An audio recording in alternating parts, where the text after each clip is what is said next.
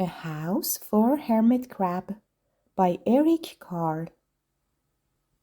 Time to move, said Hermit Crab one day in January. I've grown too big for this little shell. He had felt safe and snug in his shell, but now it was too snug. Hermit Crab stepped out of the shell and onto the floor of the ocean. But it was frightening out in the open sea without a shell to hide in. What if a big fish comes along and attacks me? He thought. I must find a new house soon. Early in February, Hermit Crab found just the house he was looking for. It was a big shell and strong. He moved right in, wiggling and waggling about inside it to see how it felt. It felt just right. But it looked so bland, thought Hermit Crab. In March, Hermit Crab met some sea anemones. They swayed gently back and forth in the water. How beautiful you are, said Hermit Crab. Would one of you be willing to come and live on my house? It is so plain, it needs you. I'll come, whispered a small sea anemone.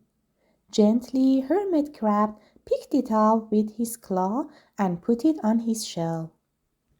In April, Hermit Crab passed a flock of starfish moving slowly along the seafloor.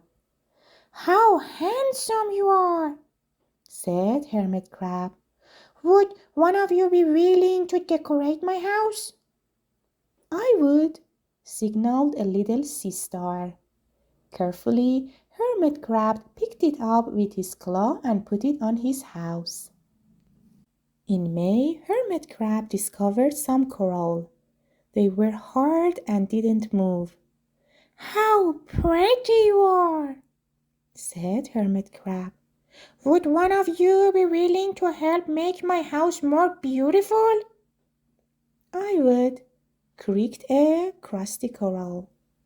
Gingerly, Hermit Crab picked it up with his claw and placed it on his shell. In June, Hermit Crab came to a group of snails crawling over a rock on the ocean floor. They grazed as they went, picking up algae and bits of debris and leaving a neat path behind them. How tidy and hard working you are, said Hermit Crab. Would one of you be willing to come and help clean my house? I would, offered one of the snails. Happily, Hermit Crab picked it up with his claw and placed it on his shell. In July, Hermit Crab came upon several sea urchins.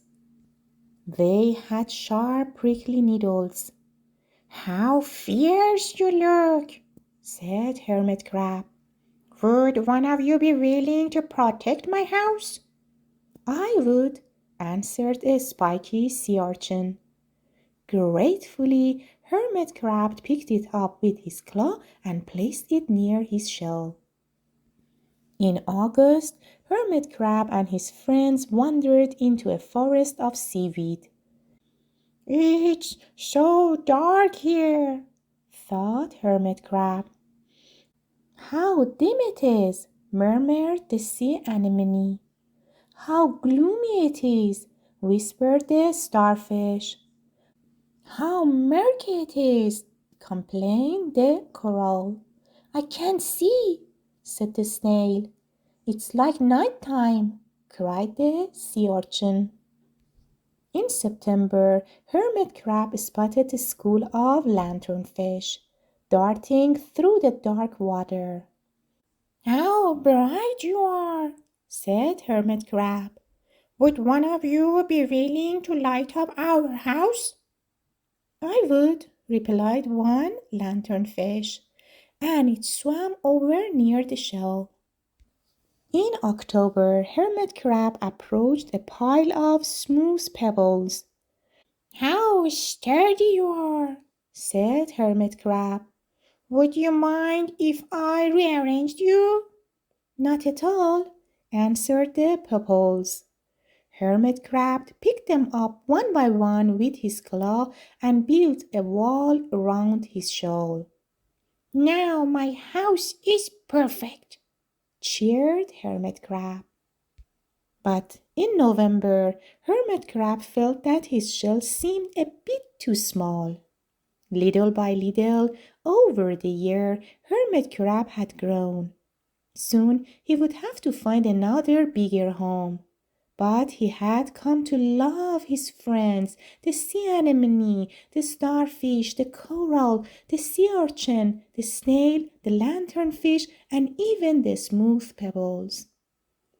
"They have been so good to me," thought Hermit Crab.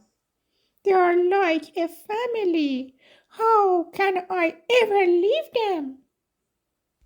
In December, a smaller hermit crab passed by. "I have outgrown my shell," she said. "What do you know if a place for me?"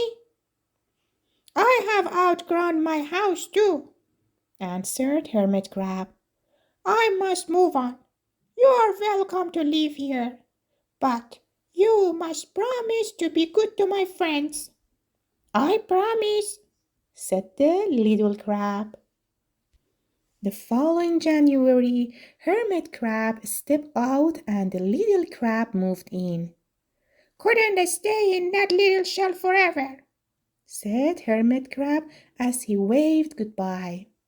The ocean floor looked wider than he had remembered, but Hermit Crab wasn't afraid. Soon he spied the perfect house, a big empty shell. It looked, well, a little plain, but "Sponges," he thought, "barnacles, clownfish, sand dollars, electric eels. Oh, there are so many possibilities. I can't wait to get started." The end.